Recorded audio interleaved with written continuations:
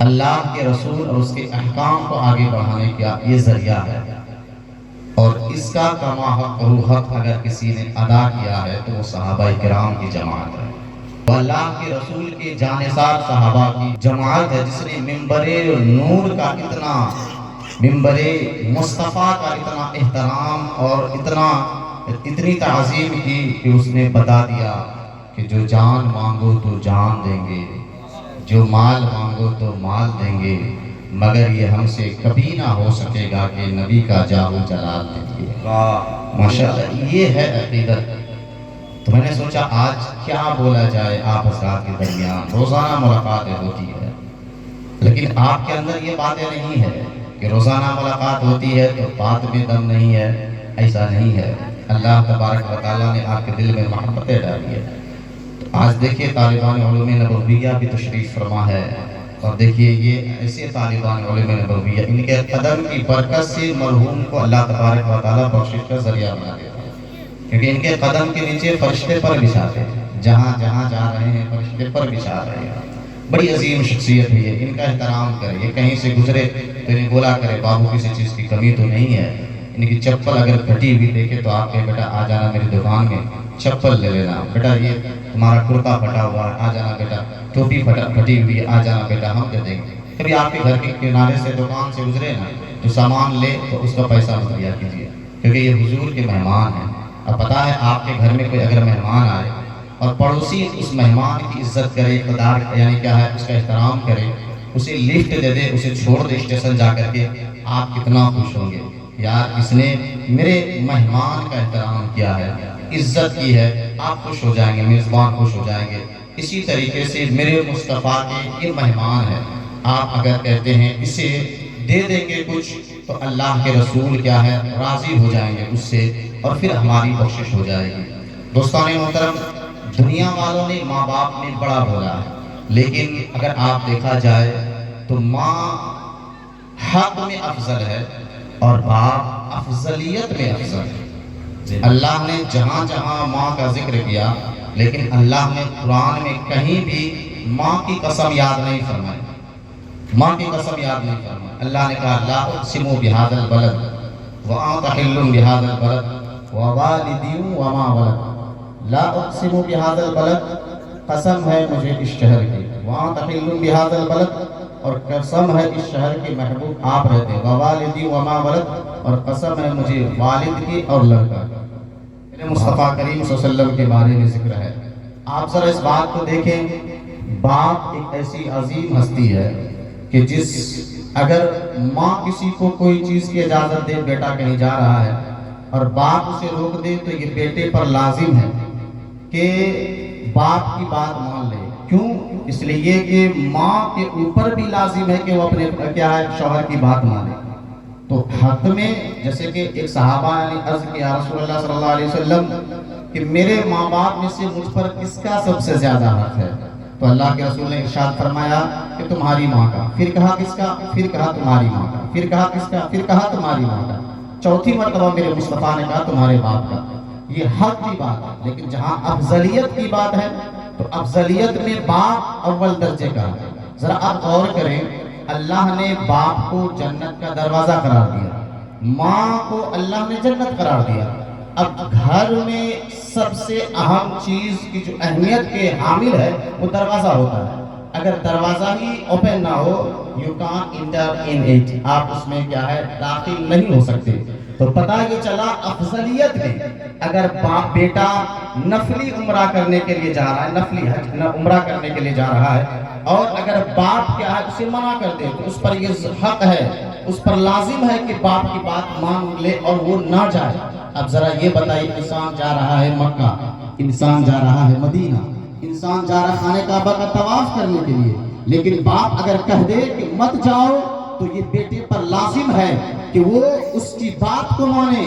پتہ یہ چلا جہاں ماں اور باپ آرڈر کرے اور اس میں سے جب دونوں کا آرڈر مختلف ہو، دونوں الگ الگ ڈائریکشن میں جائے تو وہاں پر یہ لازم ہے کہ باپ کے حکم پر عمل کرے۔ وہاں ہے ہمارا باپ ماں کا شوہر ہے، اور شوہر کے ادب اور اس کا حکم بجا لانا ہر بیوی پر لازم ہے. پتہ یہ چلا ماں حق میں افضل ہے اور باپ افضلیت میں افضل ہے. ایک بات بتاتا ہوں، بخاری شریف کی پہلی حدیث بات ہے انما الاعمال بالنیات. آج جو ہمارا معاشرہ ہے، جو سوسائٹی ہمارا ہے، ہماری ہے، ہمارا جو سماج ہے، اس میں کس طریقے سے ہمیں ماں باپ کے ساتھ پیش آنا چاہیے.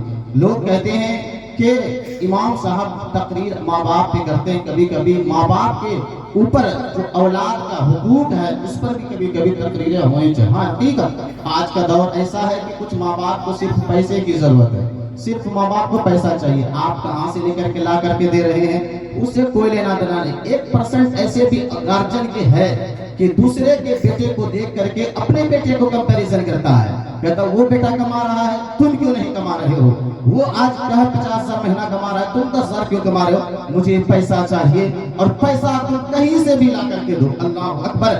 یہ جب جملہ کسی باپ کے زبان سے بیٹا سنتا ہے اب اس کے اندر ڈپریشن کا وہ شکار ہو جاتا ہے، احساس کمتری کا شکار ہو جاتا ہے. سنیں بیٹے اولاد کو بگاڑنے میں کم سے کم کہیں نہ کہیں ماں باپ کا بھی رول ہوتا ہے، اور بیٹا آپ کا اسی وقت بگڑ جاتا ہے جب آپ اپنے بیٹے کی تلنا، اپنے بیٹے کے کمپیریزن، اپنے بیٹے کا مقابلہ پڑوسی کے بیٹے سے کرتے ہیں. آپ نے سچویشن نہیں دیکھا، آپ نے حالات نہیں دیکھی، آپ نے موقع نہیں دیکھا، آپ نے محل نہیں دیکھا، اپنے گھر کا ماحول نہیں دیکھا، دوسرے گھر کا ماحول نہیں دیکھا. بس بیٹا کو جیسے ہی آپ نے کہہ دیا تو کرتا کیا ہے، پڑوسی کا بیٹا تو 50,000 کما کر کے لا کے دیتا ہے.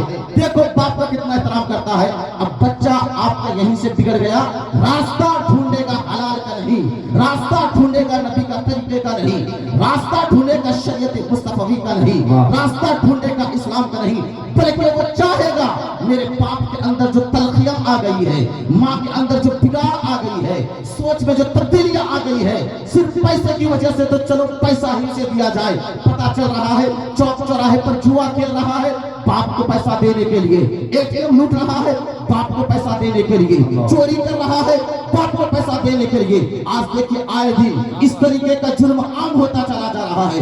کوئی 10 دن کے لیے گھر چھوڑ کر کے باہر گیا، پتا چلا آ رہا ہے اس کے گھر کا گھر صاف ہو چکا ہے. کوئی سامان باہر میں رکھا، پتا چلا اس کا سامان کیا ہے لے کر چلا گیا ہے. کسی نے گاڑی میں لاک نہیں لگایا، پتا چلا اس کی گاڑی لے کر کے چلا گیا. آخر یہ جرم ہو کیسے رہے ہیں، آخر یہ فسادات ہو کیسے رہے ہیں، یہ گناہ ہو کیسے رہے ہیں؟ اس کی سب سے بڑی وجہ یہ ہے کہ ہم نے اپنے بیٹے کو اس لائق بنایا نہیں. جب بنایا نہیں تو اس طریقے سے ڈیمانڈ کرنے کا کوئی حق نہیں ہے، کیونکہ جب آپ بوجھ ڈال کر کے ڈیمانڈ کر رہے ہیں، حق جتا رہے ہیں. اب بیٹا 5 منٹ میں یا چند سالوں میں لاکھوں نہیں کما سکتا ہے. لاکھوں اگر کسی کو کمانا ہوگا تو وہ شارٹ کٹ کے کیا ہے راستہ اختیار کرے گا، اور شارٹ کٹ کا راستہ یہ کامیابی کی طرف نہیں جاتا ہے، شارٹ کٹ کا راستہ یہ سکسیس کی طرف نہیں جاتا ہے، شارٹ کٹ کا راستہ حلال رزق کی طرف نہیں جاتا ہے. کیونکہ جس نے شارٹ کٹ کو اپنایا ہے وہ حرام کمائی کی طرف گیا ہے، اور یہیں سے ایک معاشرے میں بگاڑ پیدا ہوتا ہے. جب معاشرے میں بگاڑ پیدا ہوتا ہے تو اولاد نافرمان ہوتی ہی چلی جاتی ہے. پھر انسان کہتا ہے میرا بیٹا بگڑ گیا.